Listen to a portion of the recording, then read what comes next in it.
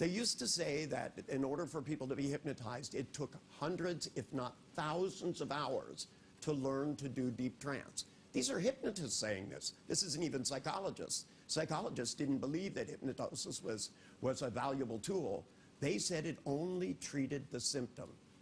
Now, I don't know about you guys, but I think treating the symptom is, first and foremost, one of the very important things that you do. If somebody is terrified of elevators, making it so they can get it in one and go up and down is a good thing.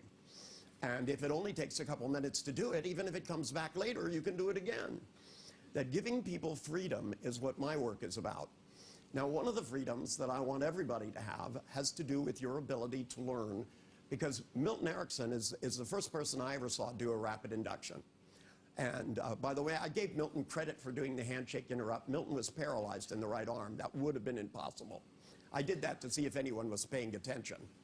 But what Milton actually did is he took somebody and he took a hold of their arm, he lifted it up and he looked them in the eye, and he began touching them ambiguously so that their arms sort of stayed like this. And then pretty soon, after 45 minutes, they dropped into a trance. Well, to me, I just don't think that it should take that long. And over the years, I've studied different hypnotic techniques, and I've found that there are really two types of hypnotic inductions that work quickly. One has to do with catching people between programs that go on in their mind, that you do something. Milton did a hypnotic induction once where this guy, a doctor, came up out of the audience and walked up to Milton, and Milton went, stuck his hand up like he was going to shake it. He had to actually lift his hand, and he went like this.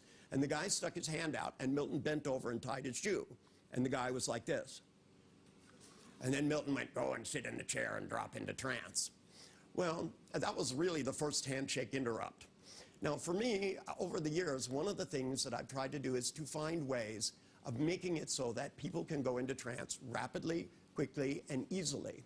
So I've taken these kinds of techniques. Now, the other category, which you'll see today, is there's a lot of hypnotic techniques that have to do with fixating your gaze and your concentration.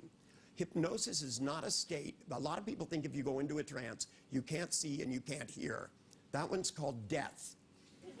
Okay, that's a different state. When you're dead, you won't see or hear or feel anything. Hypnosis is really a state of heightened awareness. It's a state where you go into and focus your attention more than you do normally. You actually hear better. You actually have control over your feelings. You can control your heart rate, your blood pressure. Most people can't do that in the waking state.